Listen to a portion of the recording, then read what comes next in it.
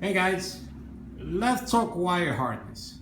As you guys know, once you go single turbo on the 13B, Rx7, and so on, whatever, you have to eliminate all the emissions. You have to eliminate the air pump that goes over here. You gotta eliminate all these little vacuum lines. I'm trying to locate them, but I don't know where they're at. But they're all over the place. So you gotta eliminate all those vacuum lines and air pump and so on, right?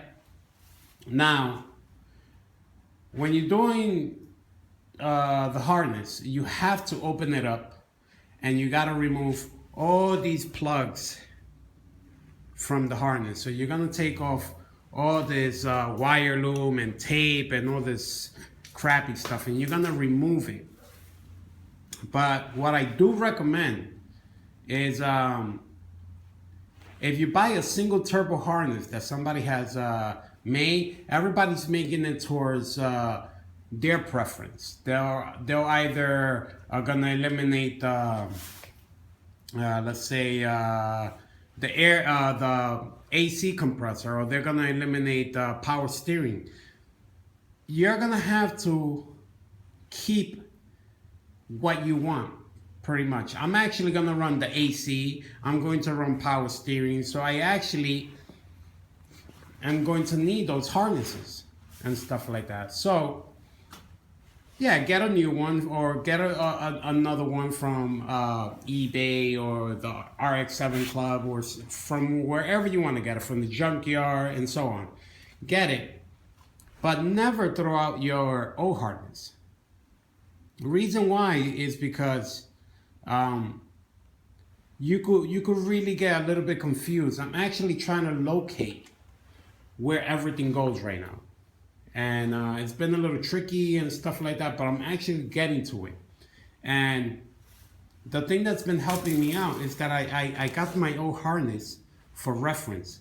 And also, like, if one of the plugs or something breaks, or so on, you could remove it from the other harness. So don't get rid of your old harness. Keep your old harness and use it to reference or whatever. For instance, I've been having a hard time locating this coolant sensor, coolant leveler, coolant temperature, whatever it is. I will look it up or whatever. But I actually opened up my harness. I couldn't locate it because there's so many other little ones on there. And I traced the wire, and I actually found the wire, black and red stripes. And I was looking for it on this side over here, right? And guess what? Look where I found it. It's all the way over here. I opened up the harness and so on, and I found it over here. Now, the way I'm running this cannot obviously reach over here. So I'm going to have to extend that wire. All right? And when you're wiring, make sure you solder and stuff like that, and make sure you have good contacts and everything. Also, these cars are old. These are very old cars, actually. If you have a 95, it's still an old car. It's already 10 years old already. So make sure you look at your harnesses. Look at the tips of the ends. Let me see, this is not bad. I'm trying to locate one.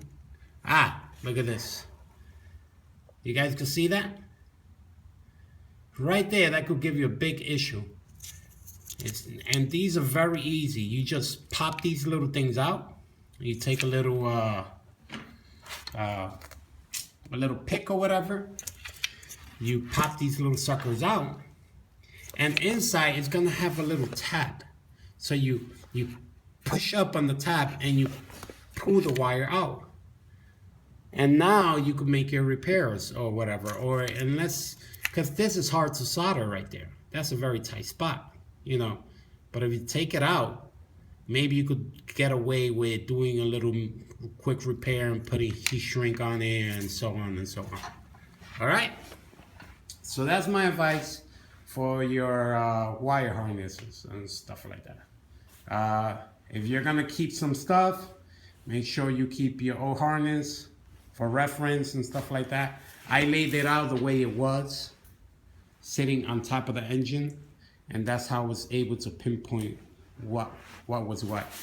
All right. Hopefully this helps somebody out, and keep doing it. All right, cheers.